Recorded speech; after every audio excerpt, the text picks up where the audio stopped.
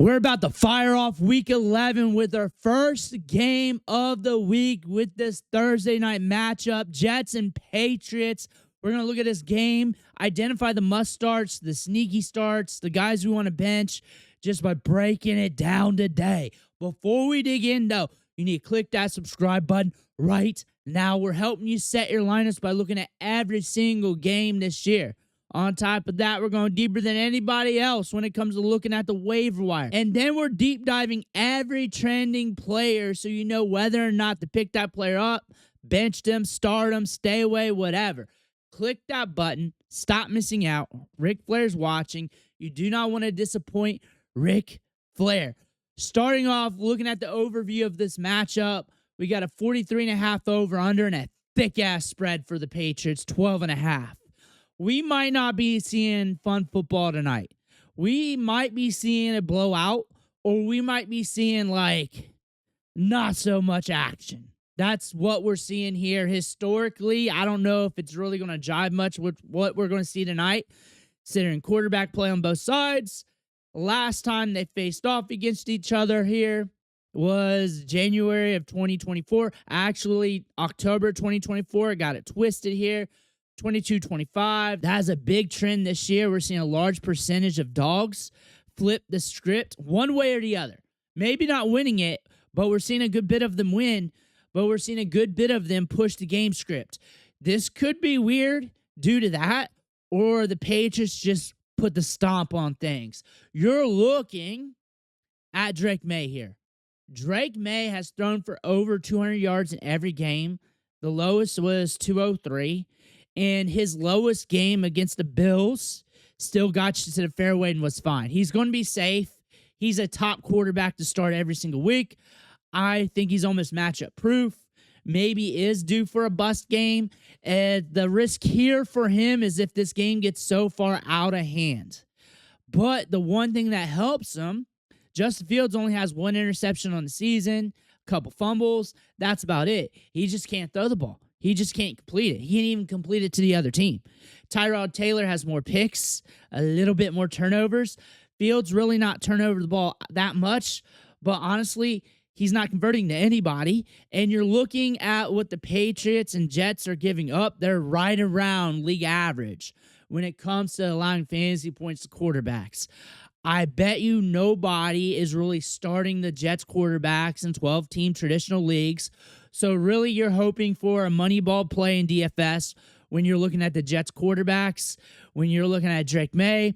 Solid start, safer start, rougher matchup for him for traditional 12-team leagues.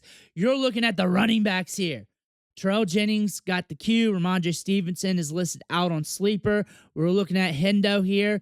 Hendo's got a good game script here because they should be up in this game.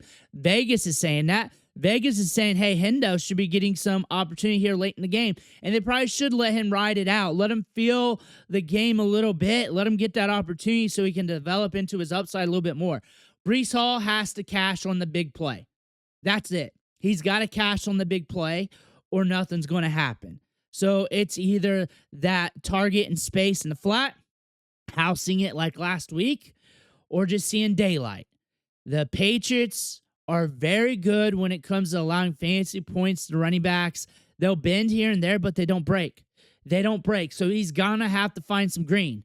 I don't see the Jets pushing the pace so much where they're in the red zone all day. So he's going to have to push it in the green. He's going to have to bust open that big play. We're very volatile this season. This is a rougher matchup. This is on the quarterbacks as well. He's a rough start. He's getting the touches and workload. He is a rough start. Hendo's an upside gamble. That's a shade safer. He should at least get you around that RB2 range. If anything, they should allow him to get extra touches in the back end of this game if the game script goes to what Vegas is saying. I'm not going to argue too much with Vegas anymore. I'm just going to call that out as part of the process and tell you how it could break. And dogs have been breaking it a little bit on these night games. And then I could also just see things getting a little bit weird, but probabilities are saying the Patriots should roll here. Now you're looking at the wide receivers here. Drake Maye doesn't care. Anybody can get it on any given Sunday. You're also seeing less going to the tight ends here compared to last year, and he's just straight up pushing it downfield. You're looking at Douglas. You're looking at Diggs. You're looking at Mack Hollins. Mack Hollins hit last week. Douglas hit the week prior, and Diggs is getting his.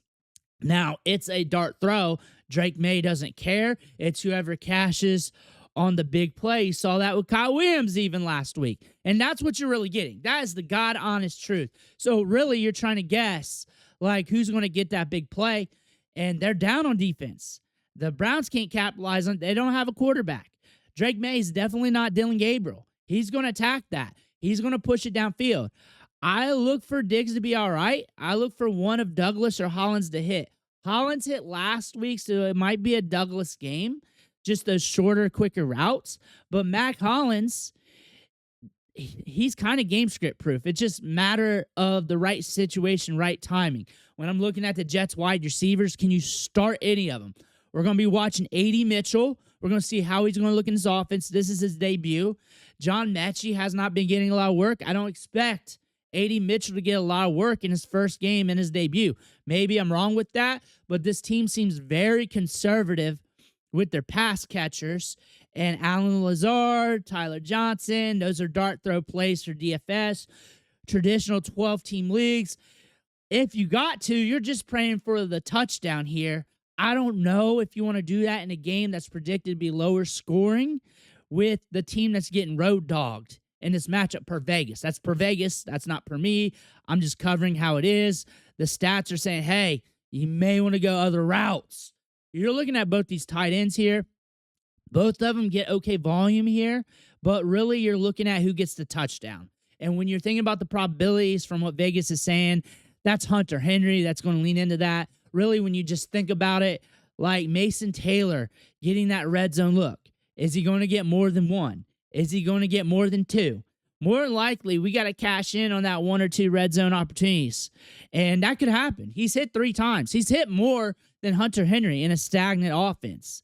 He has more upside to his game. I like him long term. They're both touchdown gambles, though. Like, if you got somebody in a better game script with more flow to it, that's getting 5+ targets per game, which there's a handful of tight ends who can do that, like a Dalton Schultz or whatever. Maybe you go that route, and more likely you're going that route. Hunter Henry's a touchdown gamble. That's about it. If you're that dire, if you're that hurting, or if you just want to have some action, you can look at these tight ends. But considering what I'm saying, touchdown gamble means they got potential to hit. They got to just score that touchdown. They ain't racking up with catches and yards in this matchup. They're just not doing that. They're going to the wide receiver more for the Patriots. The Jets are struggling to throw for more than 50 yards. Something's got to change for the numbers to be changing here. You may want to look at other matchups on Sunday. Let me know what you think about this matchup going in, who you're starting, who you're benching. Help somebody else out in the comments section. I want to thank you for watching. Catch you on the next video.